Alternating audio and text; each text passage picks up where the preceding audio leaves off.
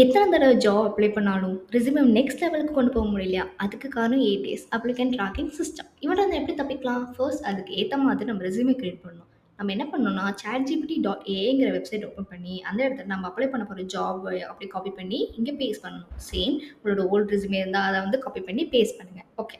Next இது ஒரு AI நமக்கு கேட்குற மாரி தான் வந்து அது ரெடி பண்ணி குடுக்கும். ஸோ அதுக்கேத்த மாரி நம்ம ஒரு ப்ராம்ப்ட் குடுக்கணும். அந்த ப்ராம்ப்ட்ட வந்து கீழ குடுத்துருக்கேன் பாருங்க.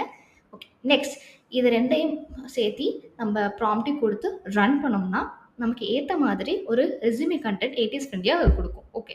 ரெடி பண்ணிட்டோமே கன்டென்ட். நெக்ஸ்ட் டெம்ப்ளேட் வேணும்ல? அதுக்கு தான் கேன்வா இருக்கு. கேன்வாவ யூஸ் பண்ணி உங்களுக்கு ஏத்த மாதிரி ரெஸ்யூமே டெம்ப்ளேட்ல காப்பி பண்ணி, பேஸ்ட் பண்ணி பில்ட் பண்ணிக்கோங்க. ஓகே. ஒரு முக்கியமான விஷயம் என்னன்னா, இந்த ஜாப்க்கு அப்ளை பண்ண போற ரோல் வந்து கரெக்ட்டா நம்ம அப்ளை பண்ணணும். ஸோ இந்த ரோலுக்கு ஏத்த மாதிரி நமக்கு நெறைய ஸ்கில்ஸ் குடுக்கும். உங்களுக்கு என்ன ஸ்கில் வேணுமோ, அதே மாரி என்ன ஸ்கில் தெரிஞ்சிருக்கோ, அத மட்டும் கரெக்ட்டா அப்ளை பண்ணுங்க.